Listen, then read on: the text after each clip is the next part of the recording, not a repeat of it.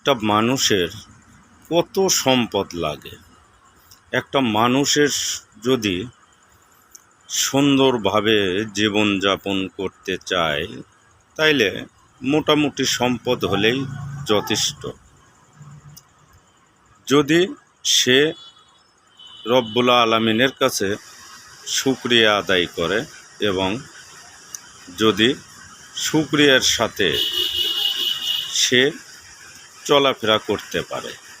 কিন্তু একটা মানুষ কি করে অন্যায়ভাবে একটা মানুষের সম্পদ হরণ করে নেয়, একটা মানুষের অর্থ হরণ করে নেয়, নিয়ে তার ভবিষ্যৎ, তার সন্তান, পরিবার, তাদের ভবিষ্যৎ উজ্জ্বল করে, তাদেরকে গাড়ি বাড়ি আলিশান চলাফেরা জীবনযাপনের ব্যবস্থা করে দেয়।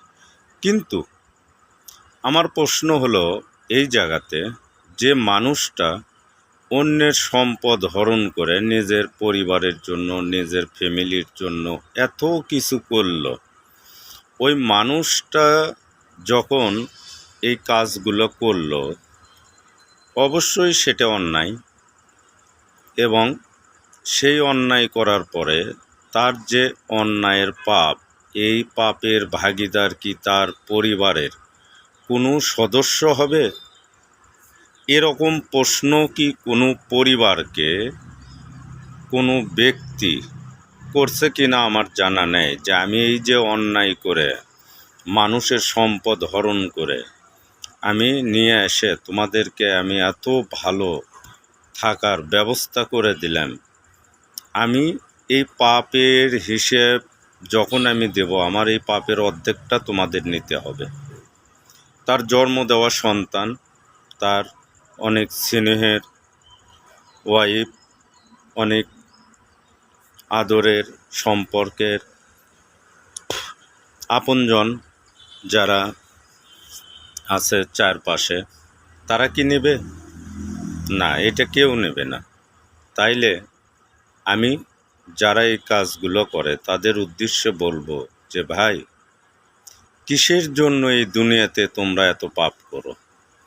কিসের জন্য তোমরা এই দুনিয়াতে অন্যায়ভাবে অর্থ সম্পদ গড়ানের এত ছোটাছুটি করো? এই দুনিয়াই কি শেষ? না, এর পরেও তো আছে। মৃত্যুর পরে কিন্তু তোমার আসল দুনিয়া শুরু।